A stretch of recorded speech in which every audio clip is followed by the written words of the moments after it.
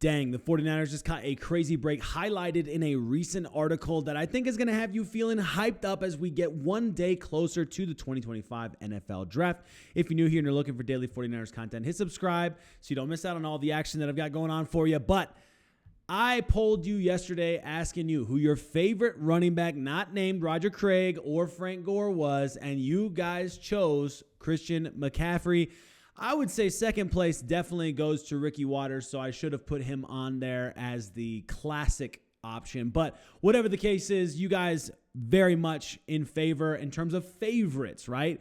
Christian McCaffrey. Maybe not best ever, whatever. Obviously, we have yet to see the end of Christian McCaffrey's career, and he spent a good chunk of it in Carolina. So, I mean, you just whatever. That is what it is. Today's question, I think, is an interesting one. I know my answer, but your favorite tight end not named George Kittle. I just posted the poll, so go check that one out there. But for me, it's easy. Give me Vernon Davis all day. I mean, that's just my personal preference. We're talking about favorites, right? Like Vernon Davis, in my mind, I wish we could go back and we could get Vernon Davis to just be a lifetime 49er. I'm sure, of course, he would rather have that ring thanks to Peyton Manning and the Denver Broncos. But 5,600 receiving yards, 55 TDs as a 49er. Absolutely love that dude. So if I couldn't pick George Kittle, who's my current favorite, I would pick Vernon Davis. But let me know what you think in the comments. I look forward to seeing your take on that one. Let's talk about how the 49ers caught a crazy break, starting with the bad news. You can't catch a break unless there's something that you need a break from. The 49ers, yikes, have had their issues drafting. We know that. We're not surprised by that information. To be fair, every team struggles with drafting to some extent. Everybody has their misses. But unfortunately for the 49ers, this is the track record of the Shanahan-Lynch era right here on this post. Sorry, I had to go backwards for that one, or forwards, whatever. 49ers first and second rounders since John and Kyle took over: Solomon Thomas, Reuben Foster, Mike McGlinchey, Dante Pettis, Nick Bosa, Deebo Samuel, Javon Kinlaw, Brandon Aiyuk, Trey Lance, Aaron Banks, Drake Jackson, Ricky Pearsall, and Renardo Green. And they showed up toward the bottom of the list of every NFL team's percentage of first and second round picks that are starters. Now, with the team that drafted them. Sorry, they're starters with the team that drafted them. Now, of course, there are a couple of big caveats to this list. Number one being that the Chicago Bears are on top of it. So are you really if you're not on the top of that list, is that the end of the world? I mean, obviously the Eagles look pretty good up there, but then the next team is the New Orleans Saints. So whatever, okay? The other one that I think is something worth pointing out for 49ers fans, because it doesn't look good, all right? This is not good. It's still not great. But I will at least caveat to say you have 3 first-round picks given up in the Trey Lance deal. You also have a second-round pick that was a part of the Christian McCaffrey deal. So when you're looking at just the total number of available first and second-round picks, there just also weren't that many guys to choose from. And that's, of course, their fault. They made the big move for Trey Lance, so that's on John Lynch and Kyle Shanahan. But I don't think this is 100% totally as doom and gloom as it sounds, okay? That being said, the hit rate, not awesome. And the 49ers caught a crazy break highlighted in a recent article today. We're going to look at that right now. PFF 101. Now, this is not what you're used to seeing. This is not a top 100 ranking, okay? This is the top 101 players from the 2024 NFL season, but it's not top 100 in terms of total value, because then, of course, you've got certain positions that are way more valuable than other positions. And so, unlike that, this is interesting because it's, I think I wrote it down somewhere in here. It is all positions are created equal sort of mentality. So it's not weighted, based on positions.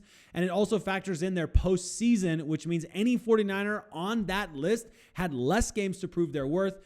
This is exactly how PFF put it. I wrote it at the bottom. Unlike PFF awards, the 101 factors in the postseason. So some players who won PFF awards may find themselves jumped in the 101 by rivals who had a playoff run worthy of a change in ranking. So in other words, any 49ers that show up on the list are showing up despite the fact that they didn't have as many games to prove it. And of the games they did have available, they were mostly losing games. So then you see You can already see Dominic Puni's on the front there. Player number 100, the first 49er to show up on the list. They've only posted 101 through 80 so far, so we'll have to wait and see what the rest of the players from 79 all the way down to 1 end up being. But in the first 21 players, Dominic Puni, number 100, and this is all players, okay? All players. And if all positions were created equally, Dominic Puni is the 100th most, is it most valuable? Would that be the right word? The top player. I don't know. For the 49ers. And here's what PFF said. The 49ers struck gold when they selected Puni with the 87th pick in last April's draft. The first-year guard finished as not only the highest-graded offensive lineman in the 2024 class, we've talked about that before, but his 81.9 PFF overall grade landed him in the top 6 among qualifying guards in the entire National Football League. So that's your Dominic Puni, folks. And when I'm thinking about how the 49ers, which, by the way, I guess I should say this first, another 49er ended up on those first 21 available spots, and that's Trent Williams at 98. Here's what they said about Trent Williams. While Jalen Moore filled in admirably for Williams after the perennial All-Pro went down in Week 11, it's difficult to fully replace his impact. Prior to his injury, Williams' 86.6 PFF overall grade ranked 6th among tackles and placed him within reach of cementing his 5th consecutive season, surpassing the 90.0 grading threshold. Now, that's something to say, considering Trent Williams was not his best self this season, even when he was healthy. So I think that's something worth celebrating. But my overall point, and we've talked about this point before, it's not like a brand new idea or anything, but the 49ers caught a crazy break in the sense that they absolutely killed it with this last draft class. And if they could do it again for the 2025 season, and I think at least in terms of offensive lineman and defensive lineman in the trenches, there are some players available. If they can do it again one more time, I think the 49ers are sitting in a very good position. And that original chart that we looked at way back at the beginning of this video looks a lot different when you consider, 2 back-to-back great draft classes, if the 49ers can pull that off, okay? Now, that being said, of the first and second round picks, and I have to go backwards to find this one here, if I can. There we go. So of the first and second round picks that the 49ers, came in at 29th, not great. When you look at these players right here, Deebo Samuel's not going to be there anymore, okay? He's gone. Aaron Banks, gone. Not going to be there. Drake Jackson should have had his big year this last year. Unfortunately, that injury put him out for the entire season. Mike McGlinchey, I still feel like we messed up on that one.